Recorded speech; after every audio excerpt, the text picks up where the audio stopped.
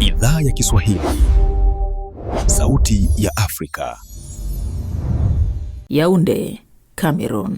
Chama tawala nchini Cameroon kimeitisha mkutano usio wa kawaida wa viongozi wake waandamizi Jumatano, huku maswali yakizidi kuibuka kuhusu kutokuwepo kwa Rais Paul Biya mwenye umri wa miaka 93 ambaye amekuwa nje ya nchi kwa siku 45 mfululizo. Rais Biya aliondoka Cameroon tangu tarehe 7 Juni kwa kile ambacho baraza la mawaziri lilieleza kuwa ni ziara fupi ya faragha barani Ulaya, na tangu wakati huo hajarejea nchini. Serikali haijatoa taarifa yoyote kuhusu lini anatarajiwa kurejea. Katibu mkuu wa kamati kuu ya chama cha Cameroon People's Democratic Movement CPDM, Jean Nkuete, ambaye aliitisha mkutano huu, hakufichua ajenda yake. Katika taarifa yake alisema tu kuwa ni kikao muhimu cha kazi. Hata hivyo, hakuna dalili za moja kwa moja kuwa mkutano huo unahusiana na kutokuwepo kwa Rais Biya hadharani kwa muda mrefu. Ziara hii ya Rais Biya nje ya nchi ndiyo ndefu zaidi kuwahi kufanyika katika kipindi chake cha uongozi. Baada ya kukaa nje ya nchi kwa muda mrefu kama huo mwaka 2024, serikali ilipiga marufuku mijadala kuhusu afya yake. Mwezi Aprili, wabunge waliidhinisha kurejeshwa kwa nafasi ya makamu wa rais ambaye angekuwa wa kwanza kuchukua madaraka endapo Rais Biya ataondoka madarakani. Hata hivyo, nafasi hiyo bado haijajazwa. Aidha, licha ya kushinda uchaguzi wa rais mwezi Oktoba mwaka jana, Rais Biya bado hajateua serikali mpya. Monrovia, Liberia. Mamlaka nchini Liberia zimekamata kiasi kikubwa cha dawa za kulevya aina ya kokaini katika msako uliofanyika kwenye ghala linaloshukiwa kutumika kuhifadhi dawa hizo kinyume cha sheria karibu na mji mkuu Monrovia. Polisi wanasema huu ndio ukamataji mkubwa zaidi wa dawa za kulevya kuwahi kufanyika katika historia ya nchi hiyo. Picha na video zilizotolewa na polisi zilionyesha makumi ya masanduku na mabegi yaliyofungwa ndani ya lori ambayo wachunguzi wanaamini yalikuwa yamejaa cocaine yenye ubora wa hali ya juu.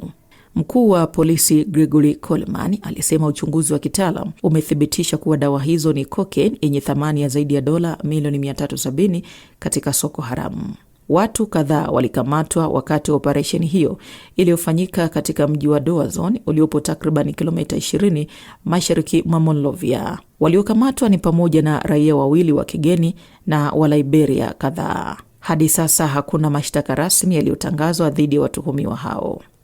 Mkuu wa polisi alisema ukamataji huo ni matokeo ya uchunguzi wa muda mrefu dhidi ya mtandao wa biashara haramu ya dawa za kulevya nchini Liberia. Bado haijafahamika dawa hizo zilitoka wapi wala zilikuwa zikipelekwa wapi.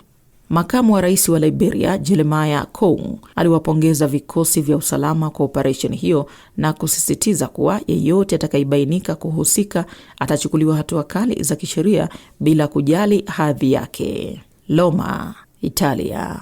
Mkuu wa mfuko wa kimataifa wa maendeleo ya kilimo IFAD wenye makao yake makuu mjini Roma ameonya kuwa migogoro na misukosuko katika masoko ya nishati duniani inaweza kusababisha mamilioni ya watu zaidi kukabiliwa na njaa kutokana na kupanda kwa gharama za mafuta, mbolea na chakula. Onyo hilo limetolewa sambamba na ripoti mpya ya Umoja wa Mataifa ambayo inaonyesha kuwa ingawa kiwango cha njaa duniani kimepungua kwa kiasi katika miaka ya hivi karibuni, maendeleo hayo bado ni dhaifu. Ripoti hiyo inakadiria kuwa zaidi ya watu milioni 500 wanaweza kuwa bado wanakabiliwa na njaa sugu ifikapo mwaka 2030, huku bara la Afrika likitarajiwa kubeba sehemu kubwa ya mzigo huo. Rais wa IFAD Alvaro Lario alisema mvutano wa kisiasa duniani pamoja na uwezekano wa kuvurugika kwa usafirishaji wa bidhaa na upatikanaji wa nishati, ikiwemo hali ya kutokuwa na uhakika kuhusu mlango bahari wa Hormuz wakati wa vita vya Iran, unaweza kusababisha watu wengine kati ya milioni 9 na 18 kuingia katika hatari ya njaa. Aidha, bei za juu za nishati tayari zinaathiri gharama za mbolea na uzalishaji wa kilimo. Hali hiyo imewaathiri zaidi wakulima wadogo wanaotegemea mafuta ya diesel kuendesha pampu za maji, kuvuna mazao na kuyasafirisha sokoni. Accra, Ghana. Raia wawili wa Ghana wamewasilisha ombi katika mahakama ya kimataifa ya uhalifu ICC wakitaka kufunguliwa uchunguzi wa awali kuhusu mashambulizi dhidi ya raia wa kigeni nchini Afrika Kusini, wakidai kuwa vitendo hivyo vinaweza kujumuisha uhalifu dhidi ya ubinadamu. Afrika Kusini imekumbwa na ongezeko la maandamano dhidi ya wahamiaji katika miezi ya hivi karibuni, ambayo katika baadhi ya matukio yameambatana na mashambulizi ya kikatili dhidi ya wageni wanaolaumiwa kwa matatizo kama uhalifu na ukosefu wa ajira.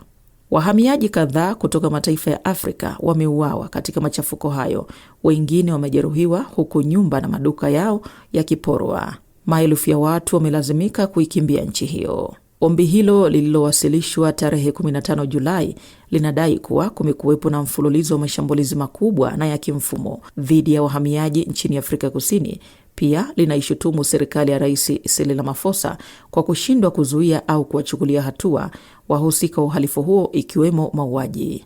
Msemaji wa Wizara ya Mambo ya Nje ya Afrika Kusini amesema ombi hilo lina malengo ya kisiasa na halina msingi wa kweli. Ombi hilo limewasilishwa na Palgrave Boake Dankwa, aliyewahi kuwa msemaji wa serikali ya Ghana katika masuala ya utawala na usalama, pamoja na mchambuzi wa masuala ya ugaidi na usalama Emmanuel Cotin. Katika taarifa yao kwa vyombo vya habari walisema, kwa miaka mingi ndugu na dada zetu wa Afrika wamekuwa wakiuawa, kupigwa na kufukuzwa katika makazi yao nchini Afrika Kusini.